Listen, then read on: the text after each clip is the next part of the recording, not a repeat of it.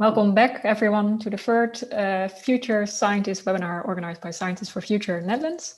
Our speaker today is Christel van Eck, who will tell us all about effective science communication about climate change.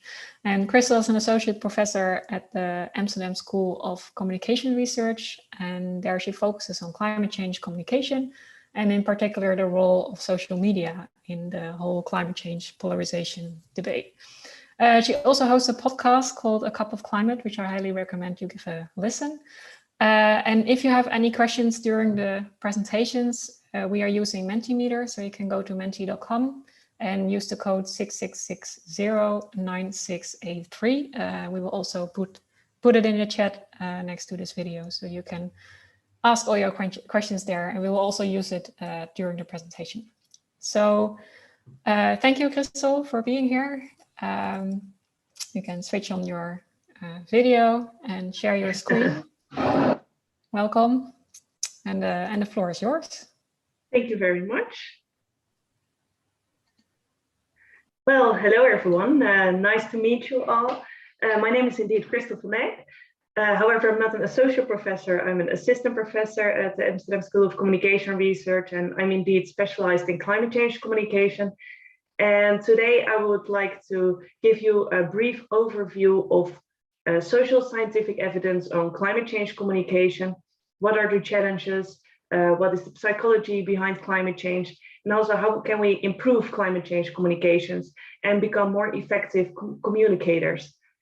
But before I start with my presentation, I would like to ask you if you can all go to Google Images and search for climate change.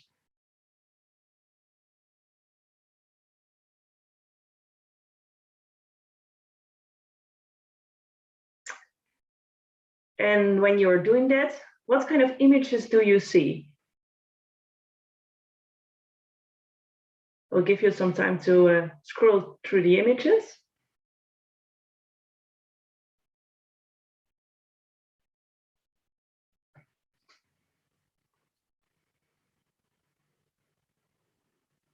Okay, I think most of you have seen most of the images right now. So let's come back to the presentation again. And I have a feeling that there's a great chance that in the images you have seen the polar bear.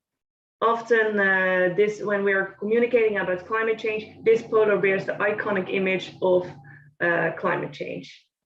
I also have a guess that you have seen maybe the dirty fossil fuel industry. Maybe you have seen the bushfires. Maybe you've seen melting glaciers. And I believe there are also great chances that you have seen this picture about drought. And now my question to you is, what do all these images have in common? You can share your answers through Mentimeter. I think Arthur will help me with this right now.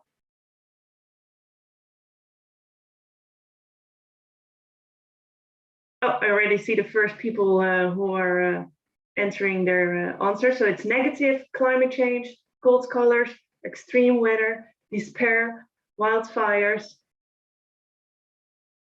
Indeed. They're mixing up.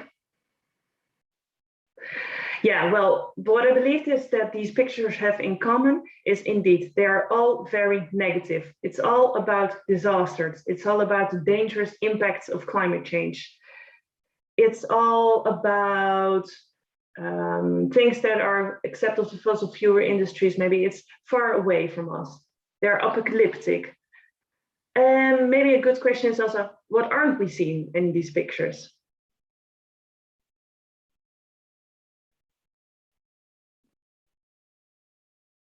No humans, indeed. That was the answer that I was looking for. We aren't seeing any humans. And I believe that these pictures that you see, most people, when they are communicating about climate change, they use these pictures. And I believe that these pictures illustrate also what has been difficult about getting people to act and what has been challenging about communicating climate change. So let me move back to my presentation now. Oh, yeah.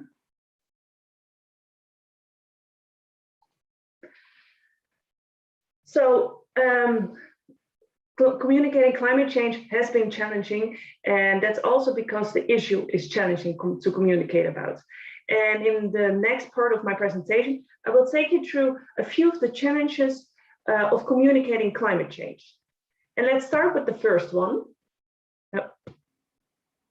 Oh no, let's first start with this question.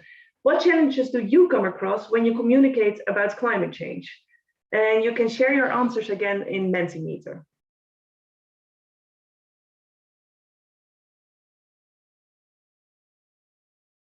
If Arthur can share the screen again, thank you. People don't want to think about it.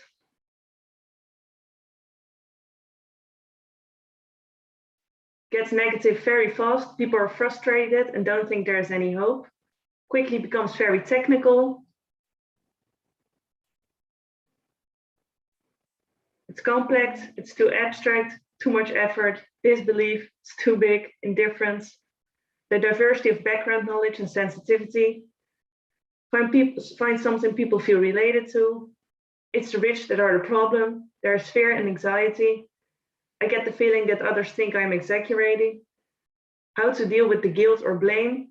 Fake news. Too short attention span of listeners for too complex topic. Well, I believe that many of you are already addressing many of the challenges of communicating climate change. Well, to give you a brief overview, I will go back to my presentation again.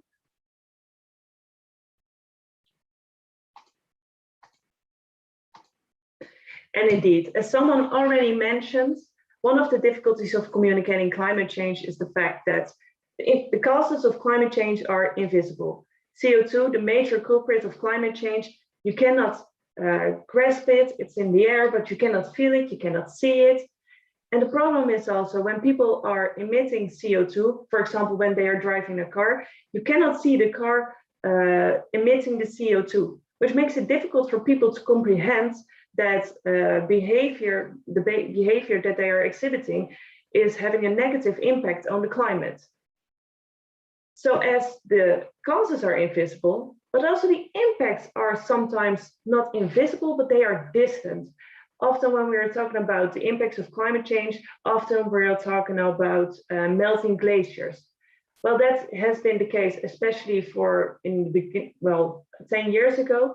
Over the last couple of years, this narrative has also changed. People are more and more communicating about the impacts of climate change, for example, in the Netherlands, about the droughts, for example. However, often when people are communicating about climate change, it's about the distant impacts. And the problem with this is that people cannot relate to these places, and it's not a part of their everyday lives. So in that sense, people are not confronted with climate change in their day-to-day lives. So that has been a challenge. Another challenge is that we are increasingly starting to live in urbanized environments. Well, of course, you are also experiencing the impacts of climate change in urbanized environments. The problem is that people don't live in nature anymore. Well, first of all, that's a problem because people care less about nature for that reason. But another reason is also that people have less and less the opportunity to observe changes in the environment. People are living in a house. People are working in climate-controlled offices. And through these urbanized environments, people don't see the climate changing, and they are not as observant anymore of these small changes that are happening. In addition, another factor that makes communicating about climate change challenging is the Homo sapien brain. Basically, our brains are wired in such a way that we are to ignore climate change. Our brains are wired in such a way that we want to live in the here and now, and we are worried and concerned about the here and now. Do we have enough food to feed myself at this moment, rather than thinking about the future? Of course, climate change is also a problem of the here and now. However, it is also a problem of the future and what will happen in the future, and acting upon climate change in order to prevent our future to get worse. So this is not something that we can really do something about, as this is the way we are wired. However, it's not helpful. Another thing is, and this is also something that I saw in your answers on the slides, is that it's often, climate science is very complex to communicate. Indeed, it's very complex. It's very difficult for people to understand who don't have a climate science degree. And another problem with that is also that people, lay audiences who hear about climate science don't have the ability to correctly interpret uncertainties. Well, uncertainties are inherent to climate science. It also makes it more difficult to involve people and engage people with climate change, as people are lacking this ability to interpret uncertainties correctly. So, for example, if you say that 97% of the scientists agree that climate change is very dangerous and it's happening, people could also potentially interpret this as, hey, there is no certainty as it's not 100%, it's only 97%. And while we all know as scientists that this is a very large number, for lay people, this might be interpreted in another way. So that's what's making communicating about climate change difficult, as uncertainties are inherent to the science, as with any other science, and it's also very complex. And I also saw this fear mentioned by you many times. Indeed, climate change is scary. However, we know that many people have communicated about climate change in a way that was fear-inducing. They used very apocalyptic framing, as in, we are going to die, climate change is very dangerous, we will not survive, all these kind of messages. However, what we know of social scientific research is that the use of fear only overwhelms people with the emotion that it's too much, you cannot handle it. And people, rather than acting upon climate change because they are fearful, they will only shield themselves away from it. As you can see in the picture, basically, people will go under their sweaters so they don't have to look at the issue anymore. So fear in that sense is not an effective motivator to let people act upon climate change. Well, the reality is that in many climate change communication campaigns and stories and messaging, fear has been an emotion that was appealed to. So this has caused, I think, many also has been a great challenge to repair that also, as people were scared and they didn't want to look at climate change anymore. Another big thing is that, which has made it difficult, which made the public opinion lag behind the scientific consensus, I would say, is the role of traditional media. Traditional journalists, they adhere to certain journalistic norms, for example, truth-seeking or objectivity or novelty or dramatization. But one other traditional journalistic norm that journalists adhere to often is balanced reporting. And they also did that in the case of climate change. And that has resulted in the fact that they wanted to provide a stage to all voices in the debate, both sides of the debate. And in the case with climate change, there was the climate scientists were provided with a stage to voice their views on climate change. But on the other hand, also climate skeptics were provided with a stage to view their voices. And this has resulted in the fact that 50% of the time of the stage on traditional media, on television and radio, was given to climate scientists, but also a fair share of the airing time was provided to climate skeptics. And lay audiences who receive their information about climate change through traditional media, of course, they believe that climate change was a bit more that the scientists didn't agree yet, that there was still a lot of controversy around climate change. Well, this was actually not the case. So the views of climate change on traditional media were not accurately reflecting the scientific consensus that was actually already reached. So that has been a major problem. However, we see developments in this area, and research also shows now that traditional media have shifted this narrative, and they provide less, or not even at all, a stage to climate skeptics anymore. And if they do provide a stage to climate skeptics, we also see that they contextualize it right now and say, like, for example, this is a climate skeptical view, But this view is not in line with what the IPCC report is saying, as that is saying that climate change is, for example, dangerous. So we've seen a major shift in traditional media reporting. While there was a shift in traditional media reporting, we are now also concerned about online media reporting. As Steffi already announced, I'm also specialized in what the role is of social media in climate change communication and polarization. And what we see is that online, basically everyone can communicate about climate change. So regardless of your education, your background, do you have scientific credentials, everyone can say something about climate change. And this is also happening. So there are, for example, climate skeptics' major outlet is blogs. This is also what I investigated.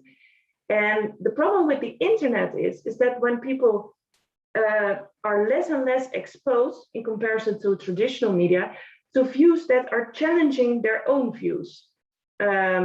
You have the freedom to click and select on content that you want to read. And what we see is that while you have the opportunity to access many more communication channels that contradict your view or accept your view, the reality is that people mostly only select content that is already in line with their pre-existing views.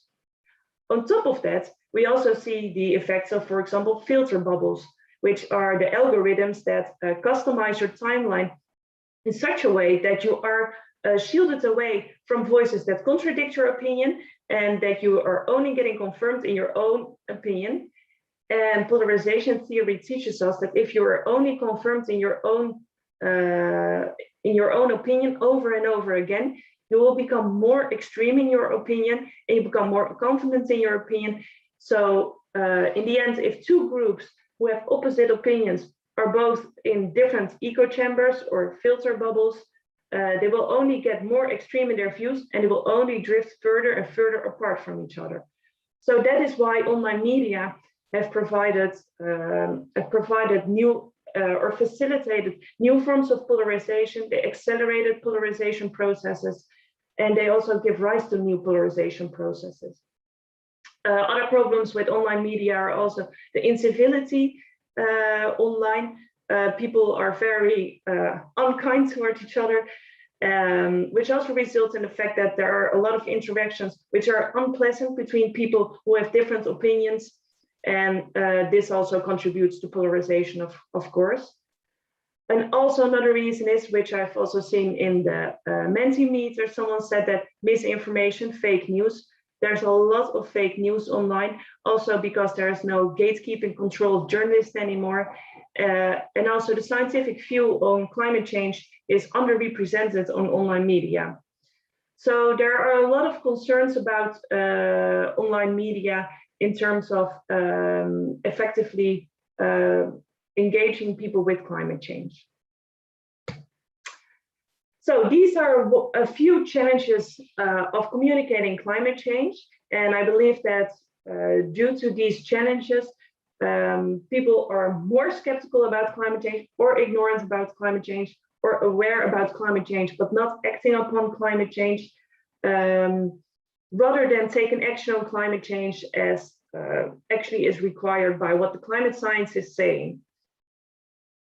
Communication is, of course, not the only reason for that, but communication has played a major part in it. And I'm curious to hear from you. How do you move people to action? You can add your answers again in the Mentimeter.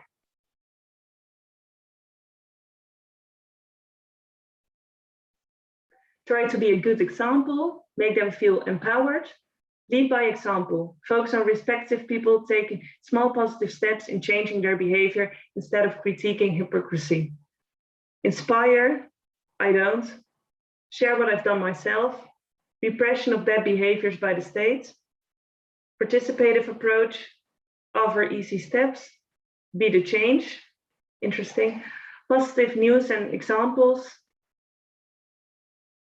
Try to be a good example, practice what you preach. Paint a mental picture. Show how that can be super cool. Go on the streets, yeah, to make concrete what people can do in their situation. try to see what their priorities are and make them realize that their goals are aligned with yours? Mostly don't. Well, this is interesting. I think many of you do the same, although there are some different views on that. Well, let me show you a bit of scientific, sorry, share my screen again. About what the psychology is saying on effective climate change communication, or basically what is psychology, what kind of factors is social psychology pointing to, which are determinants in whether people perceive climate change as a great risk, so they view climate change as dangerous, or as a low risk. Climate change is not important. Well, social-demographics. Of course, people's social demographics say something about whether they are more prone or more aware of the risk of climate change than not. For example, we see that in Western societies, there's much more climate skepticism than in other continents. Another factor that determines people's climate change risk perceptions or predicts is people's gender. We see, for example, that females are much more aware and have much higher risk perceptions than men. And also, not surprisingly, maybe, people's political ideology is also a great predictor of people's climate change risk perceptions, as Democrats, left-wing people who are liberal, they tend to have higher climate change risk perceptions than people who are Republican, conservative, right-wing. This is probably not that surprising to you. Another factor is knowledge. So when people know more about the causes, about the consequences, about the responses, and about the scientific consensus on climate change, then the chances are greater that they have higher risk perceptions of climate change. Having said that, climate change, having knowledge about climate change is only a small predictor of people's climate change risk perceptions in comparison to the other factors that I will discuss with you. So that means that having more knowledge about climate change is not the greatest motivator. It is important, it is, but the other factors are much more influential. To also illustrate this with an example, people who have the highest technical reasoning capacity, so they are the best able to understand the complex science behind climate change. They are also the most polarized around climate change. So in that sense, knowledge is not a good predictor of whether people have high climate change risk perceptions or not. Yeah, so let's move to the other factors, which are very influential. And I find it very interesting that many of you said that try to be a good example and set the example, because that really relates to this factor, which is social norms. Social norms are really influential in that people view climate change as a risk. As people, well, social psychologists basically categorize social norms theory into descriptive social norms and prescriptive social norms. And descriptive social norms are concerned with the fact that reference others around you are taking action, which means that if you are in an environment and, for example, your friends, your family, your boss, they are all taking action on climate change, the chances are greater that you will too. That's a descriptive norm, and prescriptive norm is the extent to which individuals feel pressured to act upon climate change. So if you feel pressured by your environment to act upon climate change, the chances are greater that you will indeed act upon climate change. So this also highlights the importance of being in an environment where people act upon climate change and what an important role friends and family play. Next to social norms, another great influential predictor is people's values. And social psychologists often categorize in climate change research values into three broad categories, which are biospheric values, social altruistic values, and egoistic values. So the biospheric values basically means that you care about nature and you care about the planet. So examples of social altruistic values is that you care about family, you care about others around you, you care about people. And egoistic values are values such as that you care about power, status, and money. And maybe also not surprising, people's biospheric values, if people have biospheric values, the chances are much greater that they view climate change as a risk than if they don't have biospheric values, or they don't find that important. So values are also very important to take into account when you are designing a climate change communication campaign. And then we move to emotions, and we've already briefly discussed, for example, the role of fear, that fear is not an effective motivator. What we see is that emotions are, our latest research shows that emotions are actually the greatest predictor of how people view climate change. So do they view climate change as something positive or bad, or something good, or something that moves them? Emotions are really, really important. However, research on emotions is also still fairly new, as it's very complex and difficult to understand how emotions actually work. What we know from research already is that fear is not effective. However, fear is effective if you induce fear, but also provide people with a message of hope, but also a message of with information on how they can take action on climate change, what are measures that they can take to act upon climate change. So in that case, fear could be effective. But it's so positive emotions often evoke behavior that positive emotions often could lead to a behavior change. However, the research is still relatively young, and we need to learn more about that, how emotions exactly work. And then last but not least, trust. Trust is also really important. If people trust the source of information where they are getting their information about climate change off, then the chances are much greater that they accept this information than if they distrust this channel. So if they trust, for example, the traditional media channels, if they trust, for example, a climate skeptic on Twitter, if they trust their family, their friends, this also really stresses the importance of having a diversity of messengers, as people often trust their family and friends. And so if people get the message about climate change from their family and friends, there are much greater chances that they will actually act upon climate change. Another good example is that why people are also very enthusiastic that the Pope is also talking about climate change is for the reason that many religious people trust the Pope. So that's why he is a very good communicator for climate change for that target audience, and that's also why it's important to have a wide range of people communicating about climate change. So these are some of the principles of social psychology, of what is effective and what is not.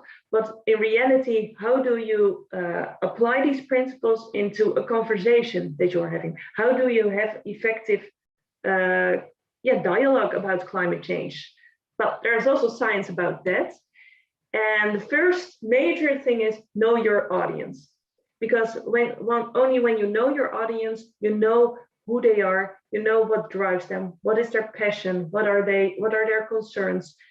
That is the only way that you can really relate your story to where they are coming from. And if you don't do that, probably the story will not resonate with them because it does not fit their worldview, it does not fit their point of reference. And how do you get to know your audience? You get to know your audience by listening and asking questions.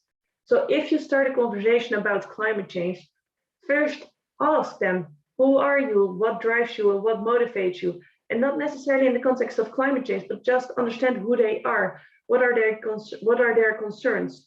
So for example, it could be the case that you find out that someone's biggest priority is having food on the table each day because they are financially troubled. Once you get to learn that, you also create mutual understanding that hey, climate change is not your highest priority. And also mutual trust, which is very important if someone wants to accept your message. So that's why first asking questions and building trust and learning about the other person is really important. And once you have done that, you can really tailor your climate change message to your audience, because you have the opportunity, since you know a lot about them, to connect your story to their reality, to their worldview, and to their values. So if their reality is, for example, that their most important thing is that they have money because they're financially troubled, you could explain, for example, that acting upon climate change could also save you money. You could really relate to where they are coming from.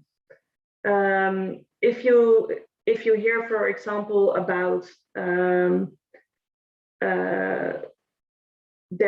if you know, for example, that they are very passionate about, let's say,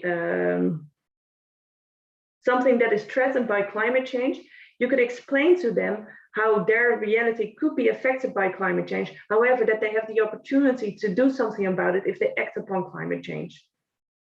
So really try to resonate and relate to their story. And do that by appealing to their emotions. I assume that many climate scientists are also watching right now.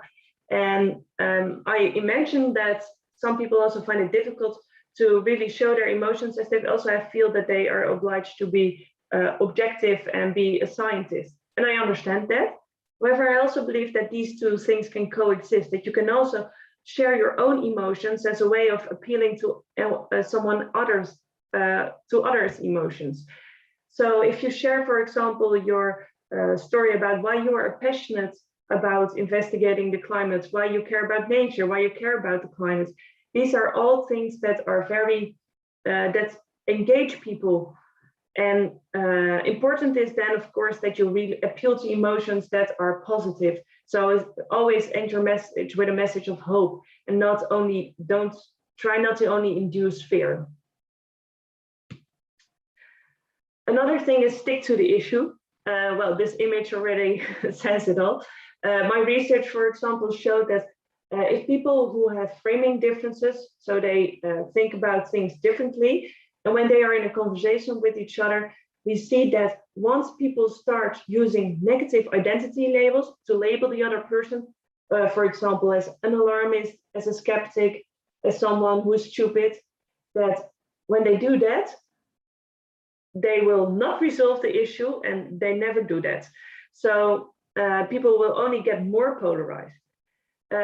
However, when people stick to the issue, my research showed that if people stick to the issue, they are much more successful in resolving their framing differences. So while you might think about the other person as someone that you don't really like, please keep that to yourself. And then we talked about that uncertainties are inherent to climate science. However, climate change communication research suggests that instead of using a language of uncertainties, shift to using a language of risk. I quote here an example, I've written it down, of climate outreach, which is, by the way, a major resource for effective climate change communication guides. They translate the science of climate change into practical guides, but also they have other programs. I really recommend you to visit their website.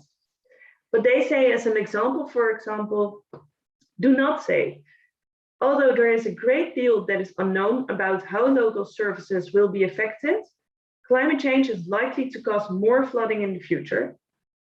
Don't say that. Instead say, the risk of our own town flooding, disrupting our businesses and schools, is now higher than ever before because of climate change. So I hope you've heard here the shift in language from uncertainties to risk, and also to a language of that relates it to your own life worlds by saying disrupting our businesses and schools. So that's one recommendation. And last but not least, combat fake news. More and more research is now coming from the social sciences on how you can combat fake news. And I worked at the University of Cambridge for a while, and my colleagues there were working on inoculation theory, which is very successful in applying it to combat fake news. And inoculation theory, they basically work with the analog of having a psychological vaccine. So as we now see with the corona, you get a vaccine with an antivirus. In the case of climate change, misinformation, that is also effective. Because the philosophy behind it is that you first get to know that, get informed that, for example, someone could undermine the scientific consensus on climate change potentially in the future. Then people get exposed to climate change misinformation where someone is undermining that. So they get vaccines with a little bit of the antivirus, and then with the virus, I mean. And then after that, people will build resistance, and they will be much better able to recognize fake news and not to accept misinformation if they've already heard it before. So this is a form of pre-bunking climate change misinformation rather than debunking climate change misinformation. Because what research shows is that debunking climate change misinformation is much more complicated than pre-bunking climate change misinformation. Since once climate change misinformation is already in your brain, it's very difficult to remove it from your brain. And this is also explains why it's better, for example, on social media, not to retweet, not to like, or even interact with content that is misinformation. Because research shows that if you are exposed to climate change misinformation, and even though you are saying below in the comments, hey, but this is not true, then if people see the misinformation, the chances are greater that they will pick up on it and that it will be, that they will remember it somewhere in their brain. So it's much better to prevent it rather than to repair it. So pre-bunking climate change misinformation, and an effective way of doing so is tell people about the scientific consensus and that potentially people could undermine the scientific consensus, and these are ways to respond to it. Okay, well, this was a lot of talking by me about the science of climate change communication, basically. But what I'm also really much aware of is that this is scientific evidence, and sometimes in practice, things work differently. And it's much more difficult, and it's much more difficult to really relate to other person's realities and worldviews and values and getting to know these things. Also because maybe you're angry, for example, in a conversation about on someone because they are saying stupid things. So I know that the translation from science to practice is more difficult than science might say. So my tip to you is also practice it, and practice it, because I am not good at it, or I'm not the perfect communicator yet, but I know that practicing really helps. So I hope that this presentation was useful to you somehow. And I'm really looking forward also to hearing your ideas about what you think about communicating climate change. And also really, I hope to see this, to have the opportunity here to really bridge science and practice. And if you want to contact me, you can always contact me at my email address, which is listed here. But now I'm looking forward also to hear your ideas. Thank you. Thank you so much for this, Christel. It was fantastic. And I think that actually you are a very good communicator. Really, really well done. And lots of great ideas. I can imagine indeed that there are a lot of questions by those of you who are now watching live. So you can put your questions on Momentometer by using the code 66609683. And as they are coming in, I'd like to ask the first one. So you said about listening and discussing rather than preaching. And a very good point, right? To open the discussion with a question. Now, what is your best opening question then to kickstart a discussion about climate change? I believe that it's also dependent on the moment. So you could basically really take each opportunity that you have a conversation with someone as an opportunity also to talk about climate change. As if you're talking, for example, about what shall we eat for dinner this evening, or how shall we travel to that country. It's always an opportunity to address climate change, but don't try to preach, but first hear where they're coming from, and also if they're in the mood to talk about climate change. Sense the moment and be there and listen to them. And then who can do that? Because of course, so here we're Scientists for Future. Not every scientist here may be a climate scientist. So when do you think that that you would be able to talk about climate science and the results of climate science as a scientist? And how would you do that? Of course, it depends also on your target audience. And also the communication channel that you're communicating through. But I believe that as a climate scientist, it's really important also to share your fears about the future, but connected, of course, to a message of hope, but also show your emotions and what drives you as a climate scientist.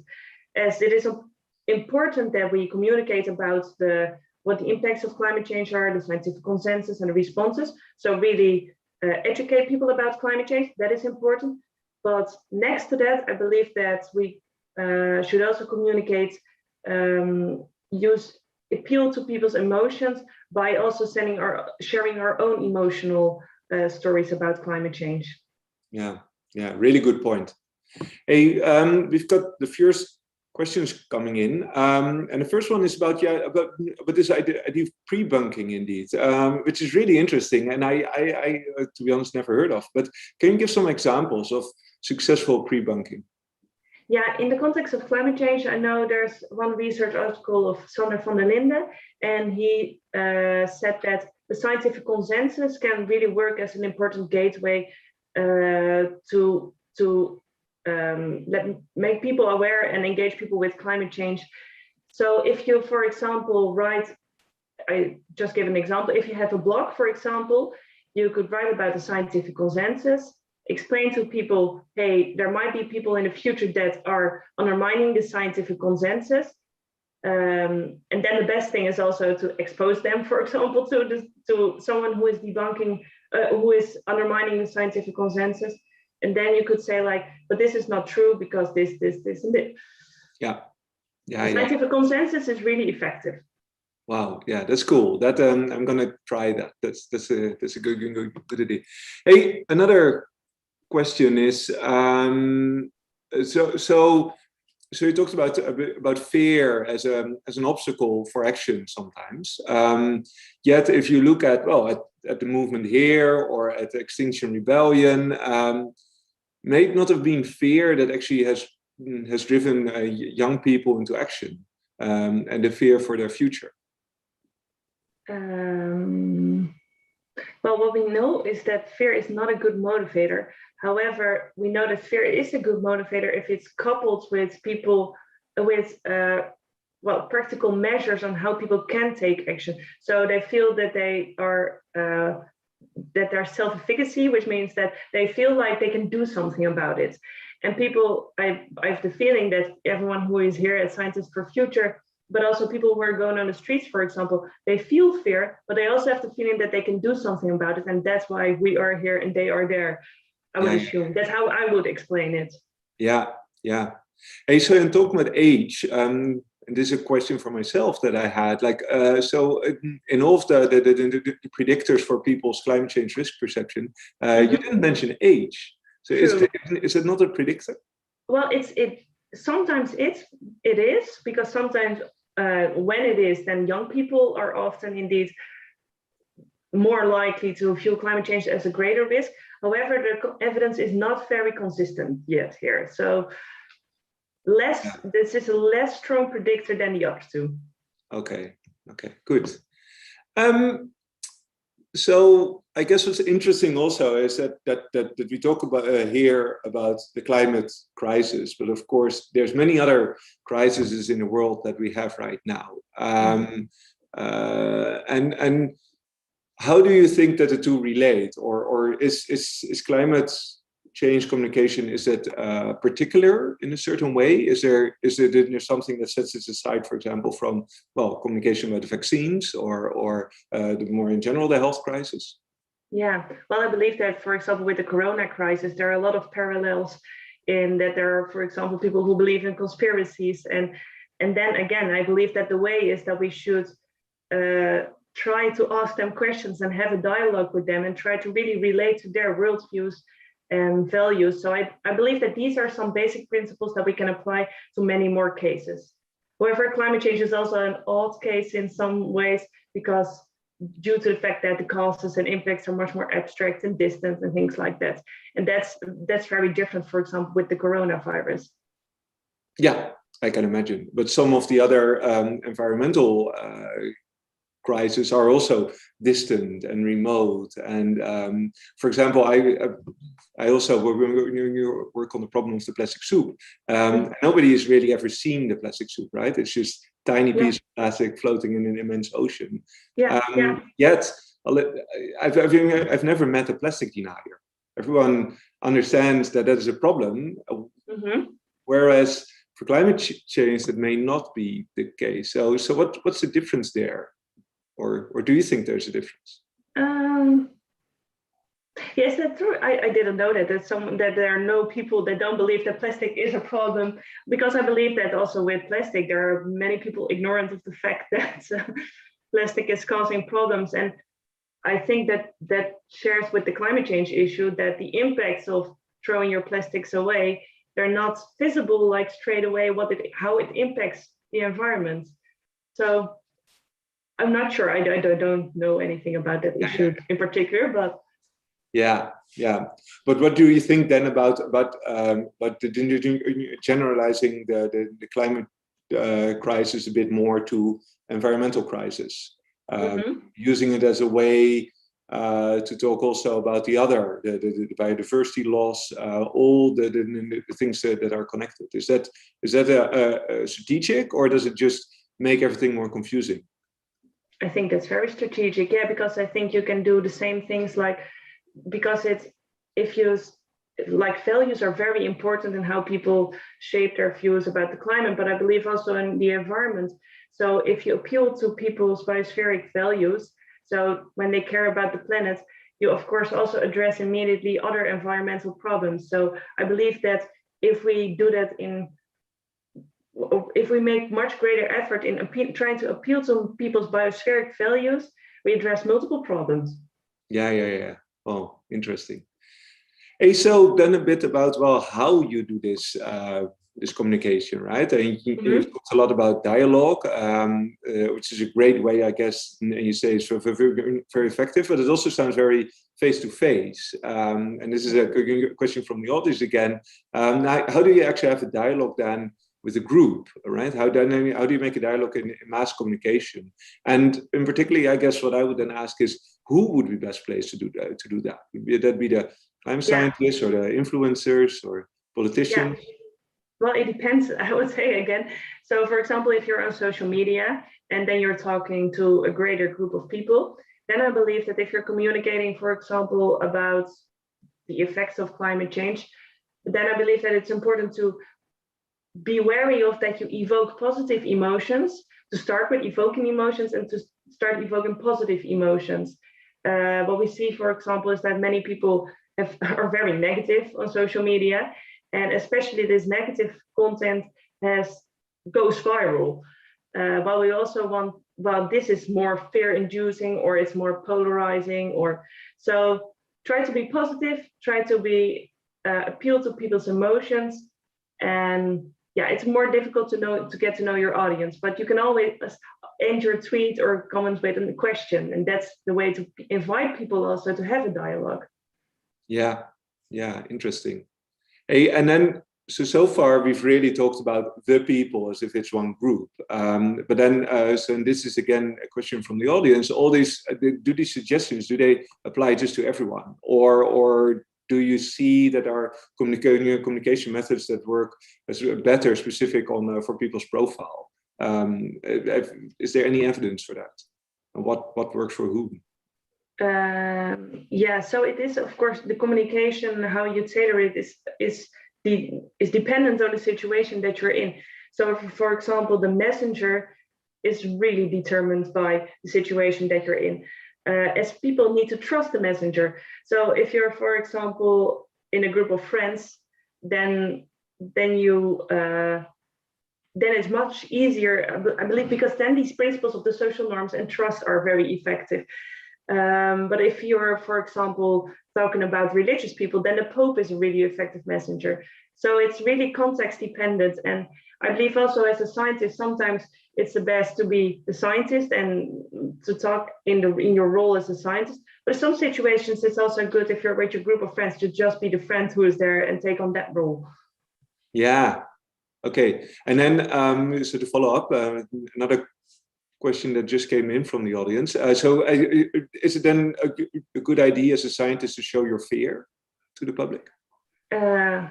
Yes, you can show your fear. However, couple it with solutions and pragmatic measures that people can take to act upon climate change, and so that they don't feel helpless. They need to have some sense of self-efficacy, that they feel like, okay, but we can do it together and we can work on the solutions. So it's also very important to communicate about solutions and not only on the impact. And if you're communicating, also try to think about your visuals. So in the beginning, I showed visuals of all these distant impacts, and often I still see that often people use this polar bear to communicate about climate change. However, this is not engaging. This is only, people should communicate about the solutions, about humans who are taking action. And you should also adapt your climate change imagery to that. Yeah. Yeah, really interesting that you say that, and also that you opened with this point about, well, that the causes are invisible. I've been at conferences where in the bar we've joked like, well, what if CO2 was purple? What if you could actually see it coming out of a smokestack or out of a gas exhaust pipe? Would you? Yeah, it's maybe a strange question, but do you think that we would even be having this conversation then?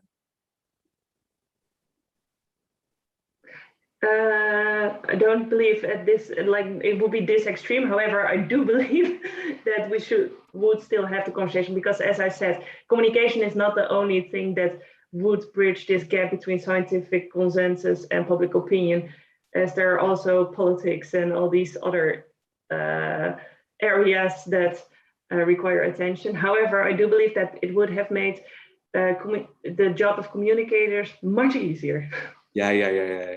Yeah, so talking about politicians, so how do you talk to them? And is it the same to talk to politicians as you would to the general public, or more in general to people who are in positions of power?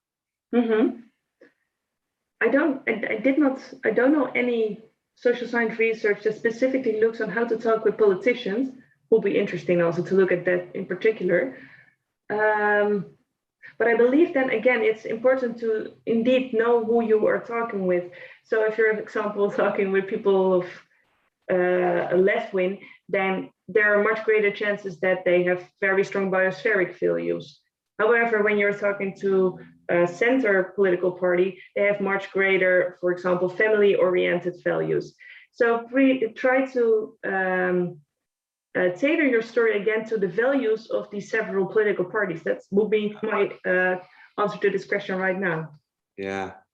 Okay, so in talking about that, about values, we've seen this week that every single political party in the Netherlands wanted to cap the health insurance, right? So health is clearly something that everyone finds important. So in that respect, and this again comes from the audience, would we or should we treat the climate crisis as a health crisis? And would that help in the communication? Because immediately people care about their health communication.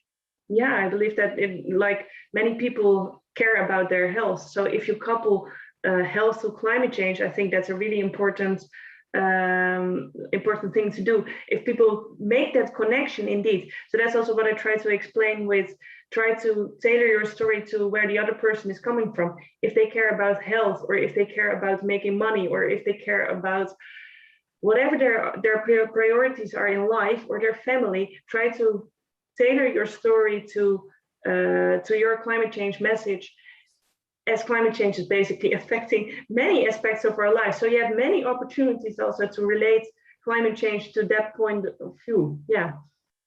Yeah. Yeah. Okay. So we've answered a lot of questions already. Okay. It's good. It's really quite well. I think we're through most of them. Thanks so much for all the answers, all the questions, and I give the floor back to Steffi. Yeah, well, thank you for having me here also. Yes, thank you, Eric, for this Q&A. I think it was a really nice discussion, and thank you, Christel. It was a really interesting presentation, and I think you gave us a lot of tips and tools on how to improve our communication. So that's really great. There was one more question in the audience about the platform you talked about, the effective, what was it? Effective climate communication platform. Yeah, I will ask you the link later, and we'll put it in the comment section here so people can find it back. Yeah, so thanks again, and as a thank you, we will plant the tree. That's the tradition here in these webinar series. And for the audience, thank you for tuning in. We will have another webinar on the 21st of October, and then we'll have Frank Bierman, who is from Utrecht University, and he will be talking about governance and sustainability. So I hope to see you there.